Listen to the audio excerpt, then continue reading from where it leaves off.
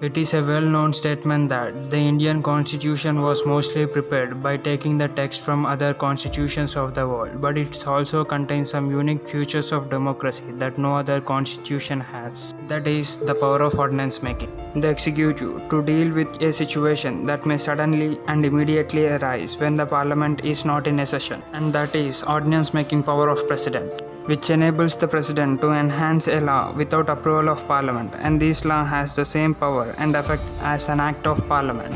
And this ordinance making power is the most important legislative power of the president, which was provided by Article 123.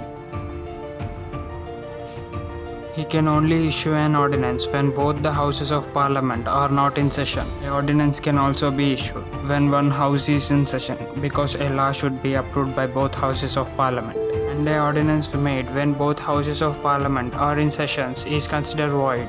And he only makes an ordinance when he believes that the circumstances exist affects the nation and it is necessary for him to take immediate actions against it. For example, in Copper case at 1917, the Supreme Court said that presidential satisfaction of issuing an ordinance can be questioned in the court on the grounds of malice. When president has discontinued a session of one or both houses of parliament with a view to put into effect an ordinance on a controversial subject, which bypasses the parliamentary decisions and reduces the authority of parliament.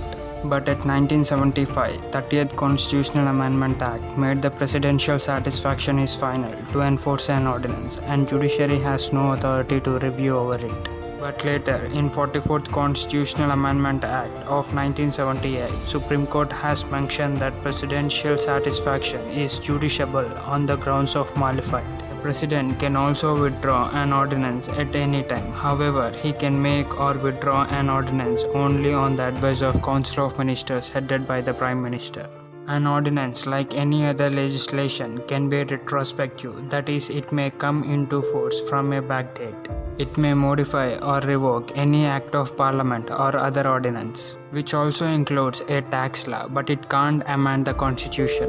Let's see where president can use this power. His ordinance making power is applicable to all matters except with the law making power of parliament. An ordinance can be made on those subjects on which parliament can make a law. An ordinance has the same limitations as a parliamentary act. That is, an ordinance cannot take away any fundamental rights of citizens. Now let's see restrictions on ordinance. Every ordinance issued by president during the absence of parliament must be laid before both houses of parliament when it is reassembled. At this situation, when both the houses approve it, then it will become an act.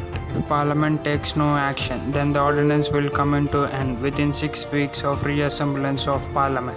B.R. Ambedkar also mentioned that if the houses of parliament are scheduled to reassemble on different dates, the period of 6 weeks is calculated from the day when two houses are ready for the session. This means that the maximum life of an ordinance can be 6 months and 6 weeks in case of non-approval by the parliament. Accountability of presidential ordinance. The rule of Lok Sabha required that whenever a bill seeking to replace an ordinance is introduced in the House, a statement explaining the circumstances by which the President introduced an ordinance should also be placed before the House.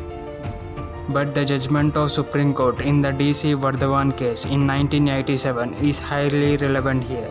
In that case, the court pointed out that between 1967 to 1981, the governor of Bihar issued 256 ordinances, and all these were continued for 14 years by reissuing them again and again. The court struck down the ordinance with the same text without any attempt to get the bill passed by the assembly, and mentioned that it is considered as the violation of constitution.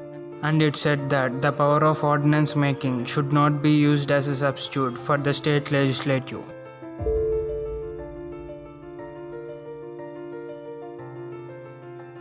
Like, share and subscribe.